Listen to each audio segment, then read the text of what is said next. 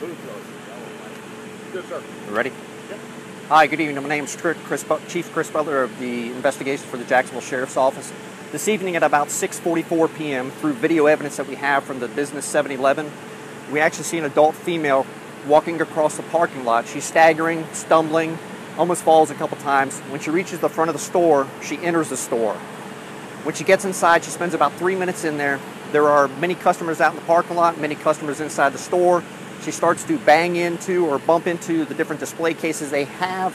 She tries to exit out the back of the store. At this time, the clerks inside the store are calling the police to respond to the scene. While she's inside, the clerks are trying to get her out of the store. As I said, she tries to exit out of the back store, which sounds the alarm. She then tries to enter a back area that's only open or accessible to the employees. At that time, the clerk inside grabs a hold of her, begins to escort her outside to the front of the business, gets her outside the store where she collapses. You'll see behind me the front of the doors. She actually falls between those two cement garbage cans that are there. And at this time, you have a lot of people that are walking around in the area and crossing over to get inside the store.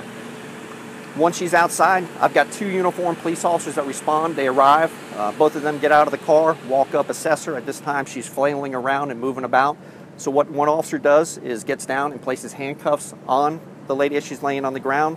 And at this time, fire rescue has already been requested, and they are responding as well.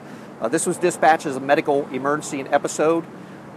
Once JFRD gets here, they transport her to UF Health, where she subsequently passes away.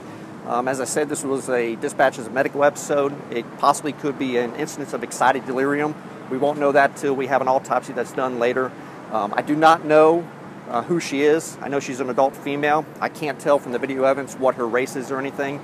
And what we'll do is we get more information and we're able to positively identify her. We'll update you through the police information officer. I'll take any questions you might have. Will that video be made available to the media? Once we're done with our investigation and we go through the public records request, I'm sure we'll be able to. Did she ever threaten your responding officers? No, not at all. Threaten any customers? No, I mean, she was making different comments and stuff like that. I didn't hear any threats in the only video. There was a couple videos, but the one that I saw with her speaking, I didn't hear any threats or anything like that.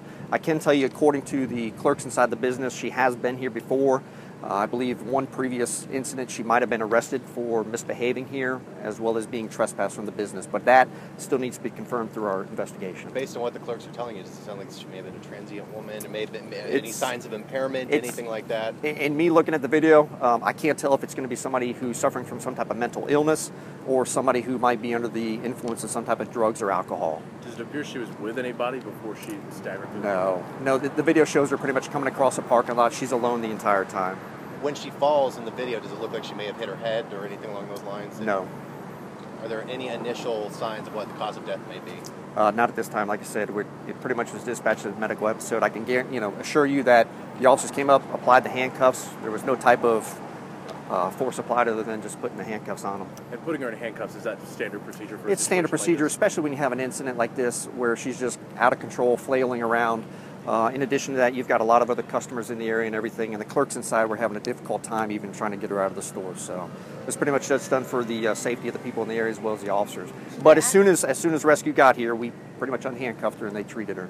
The officers, granted this isn't an officer-involved shooting or anything like that, right. But is there a protocol because a death is involved that they'll be put on leave or anything? Whenever our cold case team comes out here to respond to these things, we have a officer from our critical incident stress management team come out and speak to the officers and make sure that they're okay.